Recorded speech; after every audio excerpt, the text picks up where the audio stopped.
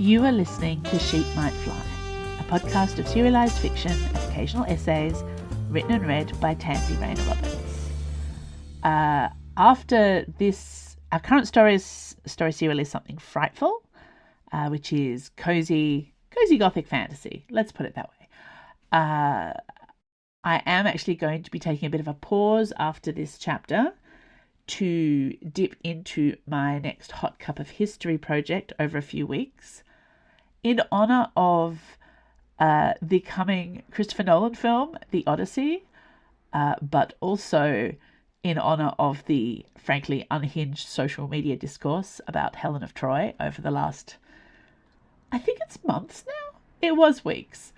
I'm going to be launching my new hot cup of history theme, which is as seen on Xena. So my plan was to pick three elements of one of my all-time favourite TV shows, Xena Warrior Princess, and look at the real history behind those. For those who don't know, this was a action-adventure show in the 90s, criminally not available anywhere on streaming. Very tragic for everyone. It was basically a show that was a pop culture sensation, but sadly didn't quite have the same lasting power as its immediate neighbour, which is Buffy. They basically came out around the same time, overlapped the same period, which was a joyful period of female-led action-adventure shows. There were a lot of others as well. And after they were all done, there was a very long period of female-led action, adventure and fantasy shows not existing for a very long time. That was when the supernatural years started. So, yeah, I love Xena. I love everything about it. It's set in a very, very wildly taking liberties version of the ancient Greek world, in which the stories are all mashed up, overlaying, unexpected, hung upside down from the chandeliers, and also mashed in with a bunch of other mythologies more and more as the show went on. It was just like a really joyful show and very relaxed about the liberties they were taking with history, which is something that I struggled against, as I often did as a young, earnest person, and then came to embrace. And I think it set me up for a whole lifetime of enjoying mad interpretations of history with deliberate anachronisms, which is why, among the many things I am probably going to horrendously judge the new Odyssey film for, because it is, after all, a Christopher Nolan film, I am not going to judge it for things like using the word dad in the translation instead of father. Because history, there was a time when all history and mythology, potentially, was everyday life about everyday people. And King didn't really mean what it meant in the old days, especially with the caste system. Anyway, so my point is, Hot Cup of History is going to be touching on various cool historical elements of the Xena series. Now, obviously, I want to do an Amazon's essay, because I think that's a really interesting thing to do. I have not decided what the third essay will be. I keep lurching between, like, Caesar, Boudica. Like, there are so many options. But the first essay is going to be on the Trojan War, the story so far, to, like, catch you up. If you want to see the Odyssey film, this is why it has to be now, because the film is coming out in July, and because the essay got a little long. I'm not going to lie, it's going to be over 3 parts, but that gives me time to catch up with the Something Frightful chapters, which have fallen behind the broadcast schedule a little bit. So it's all going to be good. So I want to talk about the Trojan War as a history, as a mythology, and a bit of the storytelling as well. Because it is actually, you know what, I may have, my doctorate might have been in ancient Rome, but the Trojan War is my Roman Empire. So, yeah, that's where we're going to be for a few weeks. And then we will be back here to Frightful Manor and all of their exciting adventures. So that's the podcast for the next few months. So join me here next week for the Trojan War. But in the meantime, we have Something Frightful, Chapter 4a, A Monstrosity of a Bedroom. One needs more rest if one doesn't sleep. War. Libby was almost getting used to his face. Otis Blight was preternaturally pretty, yes, but this had ceased to be so very startling, especially while he was wandering around, pointing out PowerPoints and discussing water pressure. She managed not to swoon when the beautiful man explained that she would not have to go downstairs for dinner. There's a formal supper every evening from 8 p.m. in the dining room, he said, drawing her attention to a lacquered pink and gold cabinet that contained linen, towels, a small tea-making arrangement, 2 bottles of very nice wine, and several drawers with apparent magical functionality. But only the old beans bother about it when they're in the mood for dressing up. We young ones avoid it like the plague, except for special occasions. And they usually come with some sort of formal summons. So you graze on acorns and bats from the attic?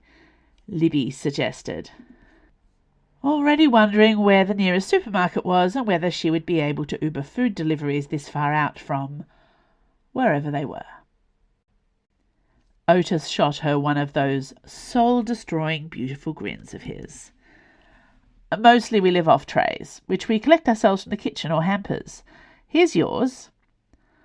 One of the lacquered drawers proved to be lined with wicker, and contained several intriguing little parcels, with handwritten labels such as pheasant pie, local cheese, roast veg salad, and strawberry tart. They also had today's date and time of delivery, 15 minutes ago, handwritten on the wrappings, which was ever so reassuring. Write any instructions or preferences you like each morning, said Otis, but Ma Cherry will figure it out regardless. It's best not to ask too many questions about how she just knows. When you're done, shake the green napkin over the top and the hamper sends the contents back to the kitchen. You put in lunch requests from here, or from the office, and the food will find you wherever you are in the house. Don't order soup for lunch, he added with a wince. It doesn't travel well. Libby recalled the steaming cups of tea in Horace Blight's bookshelf, and was glad to have something of an explanation. At this rate, she was going to get the hang of Frightful Manor in no time. What about breakfast? Oh, Ma Cherry's very old-fashioned about that, said Otis. Only married ladies take trays in their room. Breakfast for the rest of us plebs is served in the morning nook, near the kitchen between 6 and 9. Just turn up. It's the only social meal most of us bother about. But there are enough tables. You can hide yourself in a corner if you're not up for eye contact and conversation. The timing's staggered, of course, so you never have to see all the Blights at the same time. Don't you ever all sit down together? Libby wondered. She hadn't worked out the exact number of people that must be living here, but especially when it came to the anonymous old beans and such, but given that the starting point was Otis's 6 brothers and 7 cousins, there was already far more people than clung to her own family tree.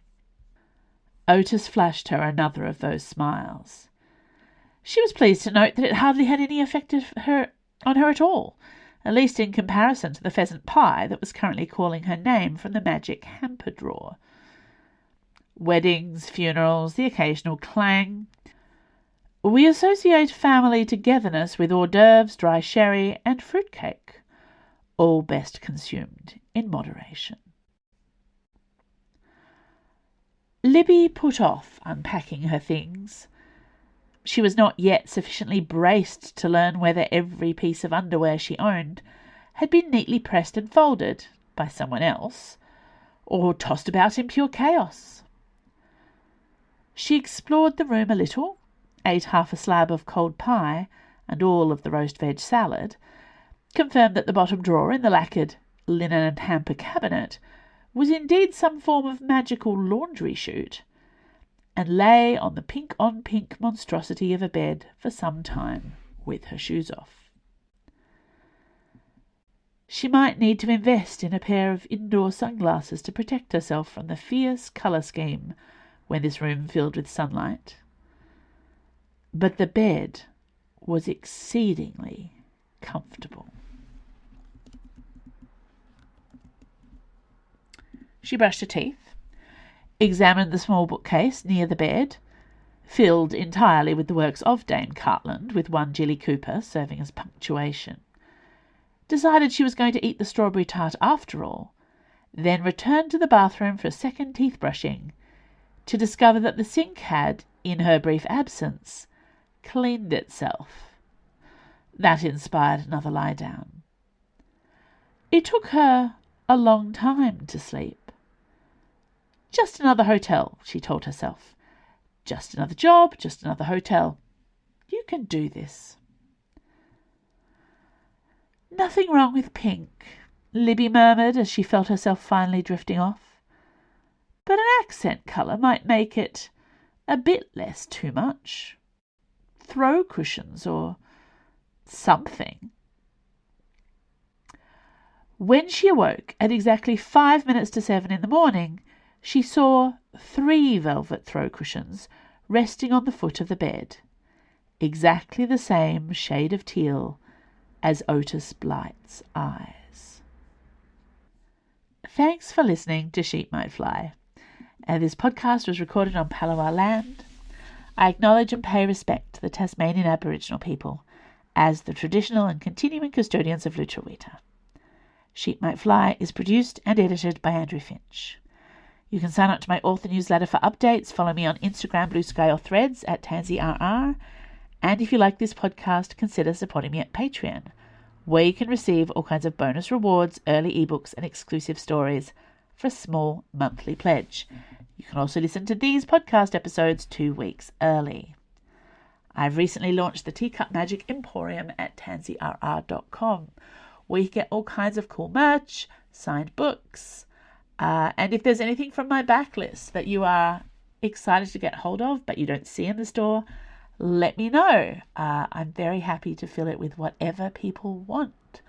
And there will be more goodies going in over the next few weeks. I'm looking at putting up a set of very cool signed book plates for people who would like their Tansy books to be signed but don't want to pay Australian postage, which is, you know, the international postage from here is horrifying. I know that.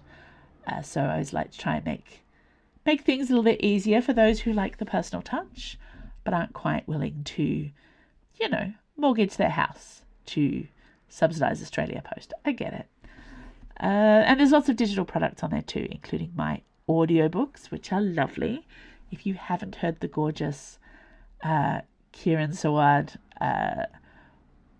audiobook of Time of the Cat, I highly recommend it. The talking cat voices are one of my favourite things I've ever heard in my entire life. So yeah, there's that. So go check out tansyrr.com.